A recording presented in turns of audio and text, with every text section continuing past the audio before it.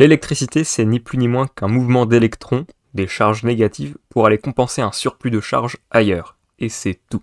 Le but, c'est comme toujours en physique de revenir à l'équilibre. La nature n'aime pas quand c'est déséquilibré, le but c'est de revenir à zéro. L'attraction des électrons, donc des charges moins pour le plus, c'est un peu la même chose qu'avec les aimants, si vous voulez. C'est comme quand une tête d'aimant plus attire une tête d'aimant moins pour que ça se colle. Le but, c'est qu'on revienne à zéro à la fin. Le flux d'électrons qui circule dans le fil, on peut le caractériser par deux grandeurs. La première, c'est la quantité d'électrons qui passent, et la deuxième, c'est la vitesse à laquelle ils passent. Pour compter le nombre d'électrons qui passent, vous vous doutez bien qu'on va pas aller les compter un par un, parce qu'il y en a vraiment beaucoup. À la place, on va les regrouper en paquets, qu'on va appeler un coulomb. Alors, un coulomb, par définition, c'est 6,24 x 10 exposant 18 électrons, donc ça fait beaucoup. On peut voir un coulomb, si vous voulez, comme une sorte de mole d'électrons, sauf que du coup, à la place d'utiliser le nombre d'Avogadro, on utilise un autre nombre, 6,24 x 10 exposant 18. Lui, il n'a pas de nom, c'est juste une valeur. L'intensité du courant, ça va être combien de coulombs passent toutes les secondes. Lorsqu'on a un coulomb qui passe par seconde, on a 1 ampère. Si on veut pouvoir mesurer l'intensité du courant, il faut qu'on puisse mesurer combien de coulombs passent, et pour ça, il faut qu'on se mette en travers de leur chemin. Quand on met quelque chose en travers d'un circuit, en électricité, on dit qu'on se met en série. L'ampère-mètre, du coup, qui va mesurer les électrons qui passent, les coulombs qui passent, on peut le voir un peu comme un portique d'autoroute. La deuxième grandeur qui caractérise notre flux d'électrons, c'est la vitesse à laquelle il se déplace. Je reviens à mon état de départ sur ma pile où on est déséquilibré. Le delta de charge qu'on a entre la borne moins et la borne plus de notre pile, c'est la tension. Plus cette tension est élevée, plus les électrons vont se déplacer vite. Cette tension, on peut l'exprimer en volts. 1 volt, c'est 1 joule par coulomb, ce qui revient à déplacer un coulomb sur une distance de 1 mètre avec une force de 1 newton. Si vous voulez en savoir plus sur les newtons, les forces, etc., je vous renvoie à la vidéo sur le travail qu'on a fait un petit peu plus tôt. Pour mesurer la tension, la vitesse des électrons, tout comme sur une autoroute, on ne va pas se placer en travers du chemin des électrons, mais plutôt à côté, en parallèle de la route, en parallèle du fil.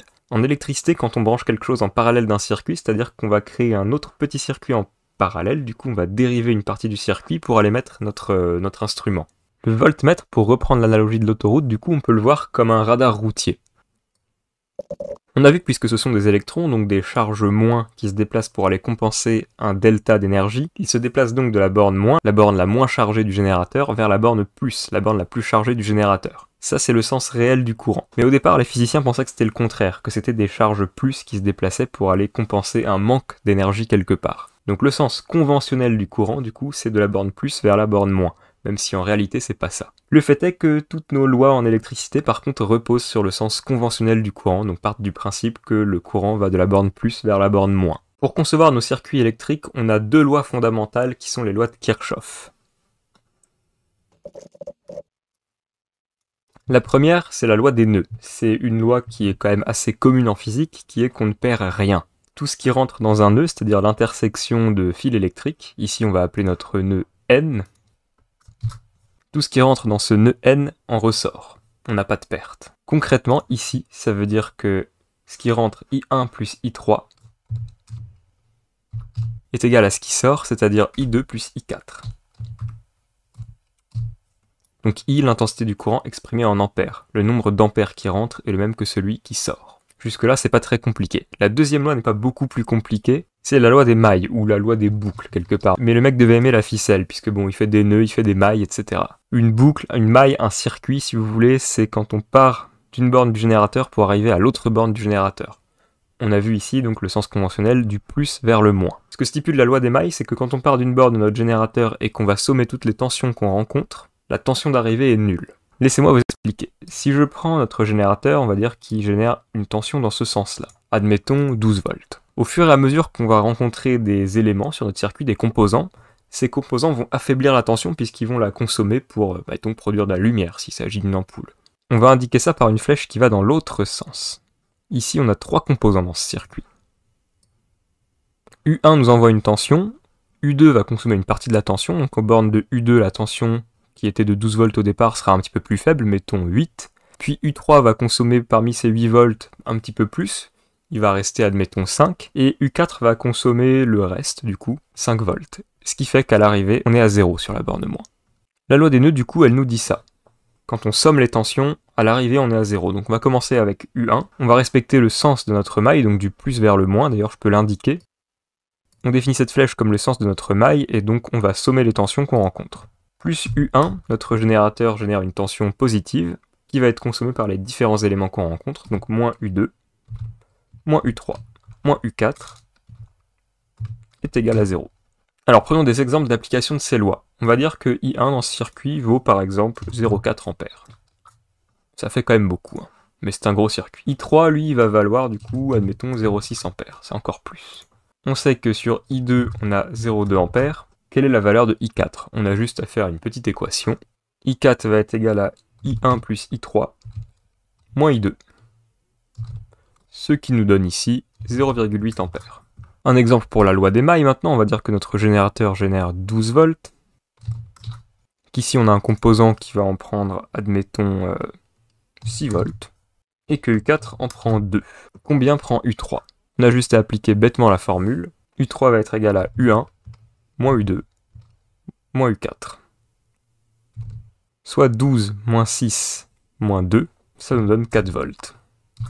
Ça, ce sont donc les deux lois de base des circuits électriques, mais du coup elles ont pour conséquence que si on dimensionne pas bien nos composants dans un circuit, eh bien l'intensité et la tension du courant que se prennent les autres composants peut les griller. Effectivement, si vous branchez une petite ampoule sur une pile 9 volts, admettons, vous allez voir qu'elle va griller quasiment instantanément. Et pour protéger l'ampoule, on va en général mettre une résistance. Qu'est-ce donc une résistance ? Pour se représenter ce qu'est une résistance, on peut s'imaginer le circuit électrique comme une sorte de tuyau dans lequel circulent des billes. Les billes, ce sont nos électrons. Si le tuyau est infiniment large, les électrons vont circuler librement comme ils le veulent. Par contre, si on veut réduire le flux d'électrons qui passent, on peut venir mettre un goulot. C'est exactement ça, une résistance. En fait, ce schéma résume assez bien la chose. Vous avez les volts qui poussent les ampères. Les ampères, c'est la quantité d'électrons qui passent. Et puis vous avez la résistance qui va venir appliquer une réduction du diamètre du tuyau, donc ça va réduire la quantité d'électrons qui peuvent passer.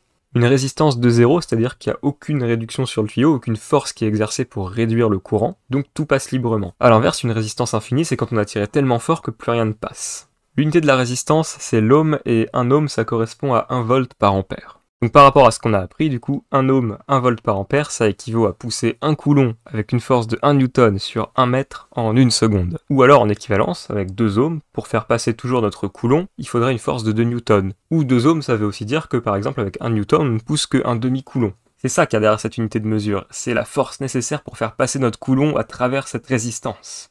Bon, je mets ça dans le coin ici. Si je reprends mon schéma de tout à l'heure, ma maille, et je viens supposer que U3, du coup, c'est une lampe, parce qu'une lampe, on se figure assez bien quand est-ce que ça grille. Pour protéger la lampe, je vais pouvoir mettre un espèce de réducteur de tuyau, qui est une résistance. Donc pour l'exemple, je vais venir mettre un vrai réducteur de tuyau ici, c'est une résistance. Comme ça, les électrons qui vont passer là vont être réduits, et ça va protéger notre lampe, parce que comme ça, elle n'en recevra pas trop.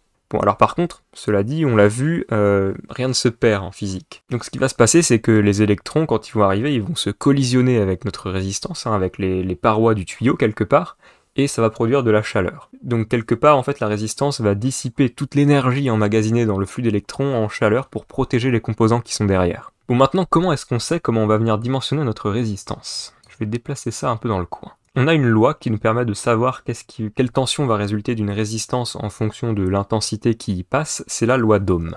La loi d'Ohm, elle nous dit que U, la tension, est égale à la résistance multipliée par l'intensité du courant. Je vais redonner des valeurs à nos tensions, on va dire que U1 ça vaut 12 volts, on va dire que la résistance ici elle vaut 12 ohms.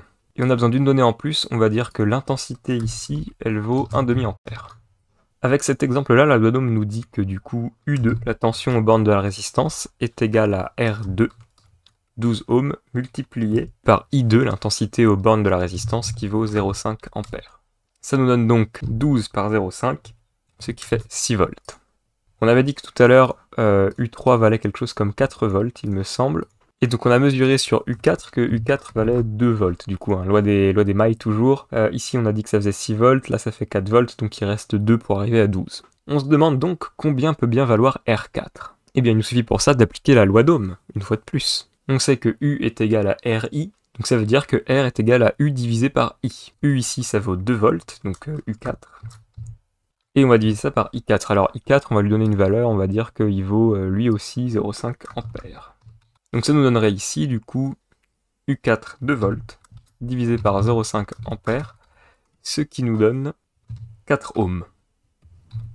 Pour se figurer peut-être un petit peu mieux ce que signifie la loi d'Ohm, on peut prendre un autre exemple. On a ce château d'eau et cette piscine, et le château d'eau va être utilisé pour remplir la piscine à l'aide d'un tuyau. Eh bien la pression à la sortie du tuyau, qui représente donc ici notre tension électrique, plus le tuyau va être épais, plus le diamètre du tuyau va être grand, plus cette tension va être élevée. Et à l'inverse, plus le diamètre du tuyau va être fin, plus la pression va être basse. Donc en fait une résistance, quelque part, c'est aussi un peu un ralentissement des électrons qui passent.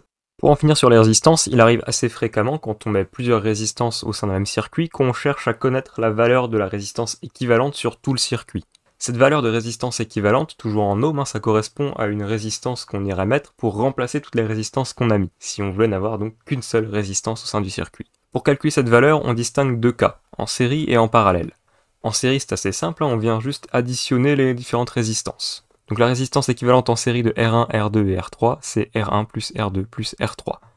Si elle vaut 1 ohm, elle vaut 2 ohms et elle vaut 3 ohms, on se retrouve avec une résistance équivalente de 6 ohms.